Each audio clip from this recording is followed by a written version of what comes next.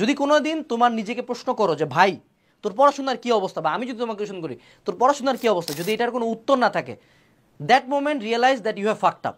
এখন ঠিক করতে হবে কিভাবে। 1 নাম্বার কাজ, আমাকে থামতে হবে।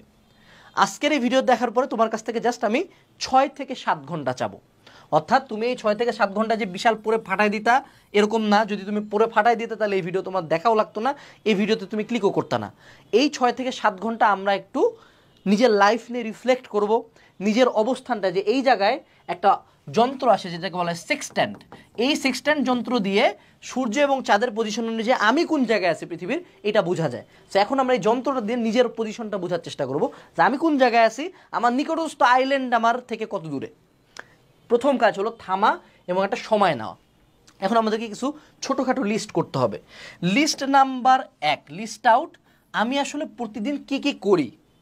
খুবই অ্যাস্টনিশিং একটা রিয়েলাইজেশন তুমি দেখবা, তুমি যদি একটু প্রতিদিন লিস্ট করো যে আমি দিনে আসলে কতক্ষণ পড়ি, অনলাইনে কি কি করি, অফলাইনে কোন কোন স্যারের কাছে পড়ি, নিজে কতক্ষণ পড়ি।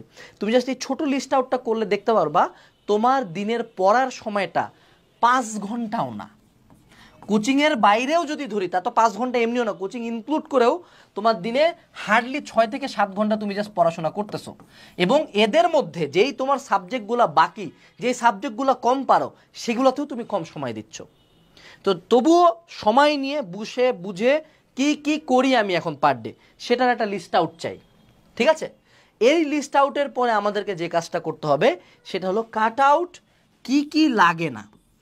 আমাদের যখন অনেক প্রকার কাজ থাকে, আজকে যদি সকালবেলা উঠে আমি তোমাকে বাজারের 100টা আইটেম লিখে দিই যে 100টা আইটেম কিনে আনবি, তারপরে আবার বাড়ি ক্লিন করবি, তারপরে এইটা করবি এটা করবি, 100টা আইটেম কিনা প্লাস 100টা কাজ দিলে কিন্তু তুমি একটা কাজও ভালো মতো করতে পারবা না।